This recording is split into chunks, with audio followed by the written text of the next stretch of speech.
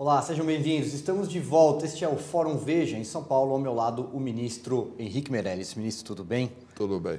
O ministro acabou de fazer um discurso no qual o senhor, inclusive, arrancou risos da plateia ao se referir como o 7º dia útil do governo. No entanto, são aguardadas medidas econômicas. Eu pergunto para o senhor se o senhor poderia adiantar quais serão essas medidas para o 8º dia útil do governo. Pois não.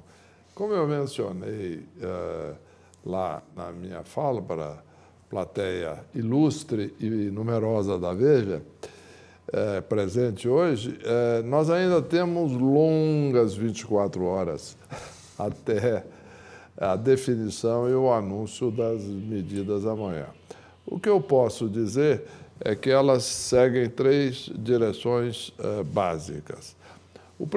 A primeira delas é um controle de gastos públicos que tenha efeito imediato, mas o foco não é necessariamente apenas no primário, isto é, receitas menos despesas, mas o foco na dívida pública, na evolução da dívida pública, porque esse é o risco maior para o Brasil.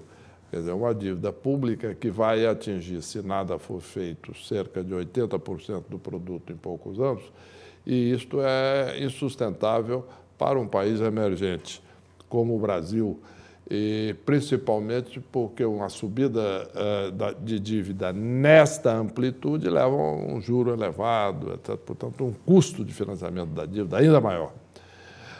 Então, esse é o primeiro ponto. Nós teremos medidas que afetem diretamente a dívida e medidas que vão fortemente no controle das despesas. Mas, de novo, não é um controle da despesa visando ganhar alguma coisinha este ano necessariamente e o ano que vem vamos pensar. Não.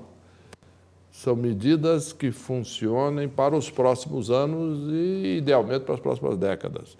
Isto é algo que garanta a todos que façam as suas contas independentemente, que analisem exatamente as medidas, calculem que a dívida pública vai subir até um certo ponto, vai estabilizar, vai começar a cair, isso vai levar. Aí, segundo ponto importante, aumento da confiança, o que gera aumento da produção, do emprego, em consequência, e, finalmente, do investimento e da arrecadação tributária, o que facilita o processo de reequilíbrio das contas públicas.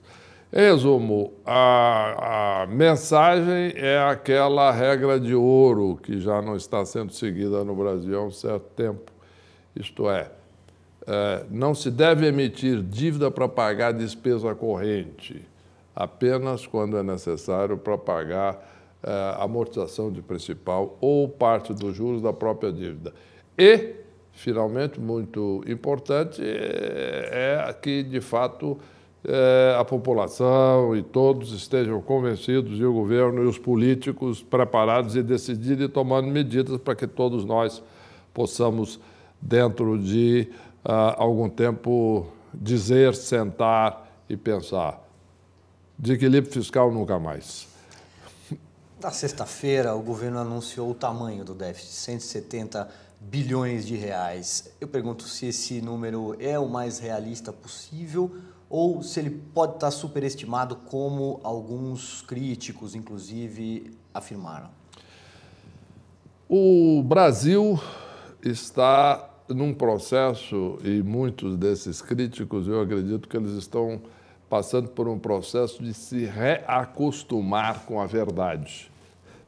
Isto é, todos nós nos acostumamos a frases de autoridades que são meras expressões de desejo, ou que eu chamo de uma má coordenação de expectativa. É uma discussão que eu já tinha com algumas dessas pessoas lá na época do Banco Central, em que eles achavam que coordenar a expectativa, que é uma das funções fundamentais da autoridade econômica, do Banco Central em particular, no caso do Banco Central de inflação, no caso do Ministério da Fazenda, a atividade econômica, o equilíbrio fiscal para que a confiança e o investimento aumente.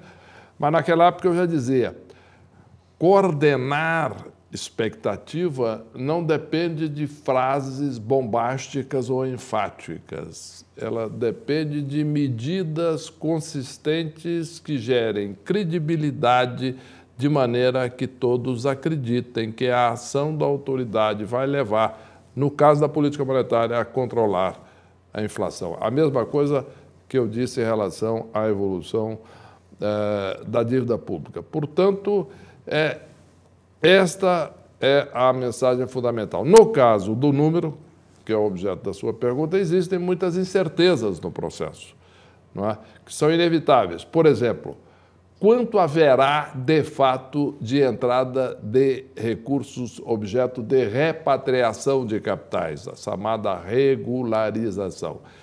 Quer dizer, conversamos com bancos ou com escritórios de advocacia, não há hoje ainda a menor ideia. Inclusive, eu tenho informação de alguns escritórios de advocacia que me dizem, não, nós estamos aconselhando nossos clientes a esperar até setembro, outubro, etc., para ter uma noção mais clara, se não vai haver alguma mudança nas regras, etc. Em resumo, isso é uma fonte de incerteza. Por outro lado, tem a renegociação com os estados. Então, nós temos aqui uma fonte de incerteza na Receita.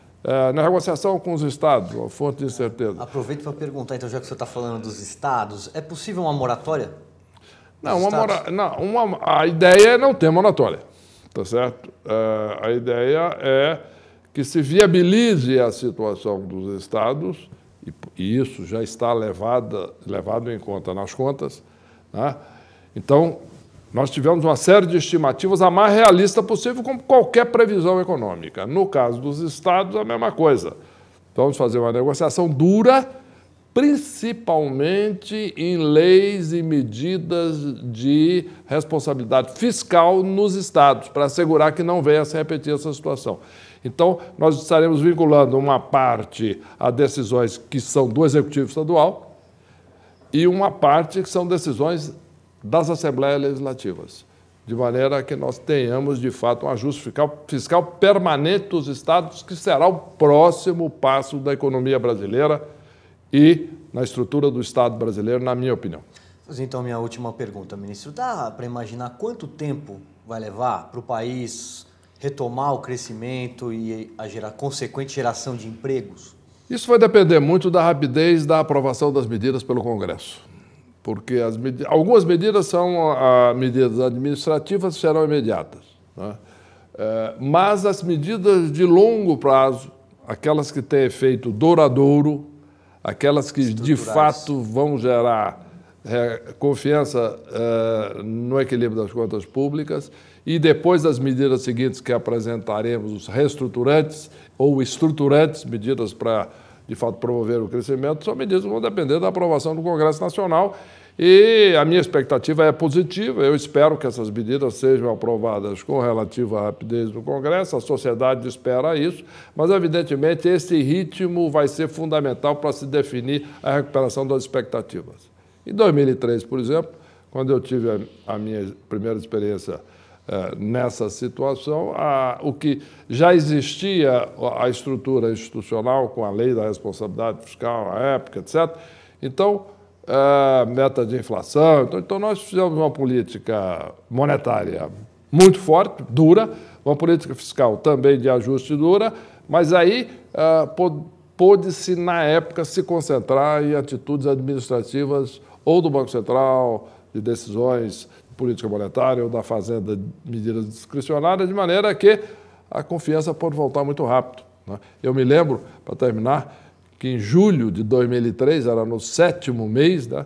Agora estou falando do 7º dia, naquela vez nós estávamos falando do 7º mês, era no 7º mês de governo, eu fui fazer uma palestra para agentes do mercado financeiro em São Paulo, tinha um grupo grande lá, de umas 300 pessoas, e era final de julho e estava se divulgando todos os números de recessão, queda de atividade, etc., e venda caindo do primeiro semestre, que tinha sido o semestre de ajuste, e eu disse lá que nós já tínhamos indicadores antecedentes que mostravam que o Brasil já estava crescendo.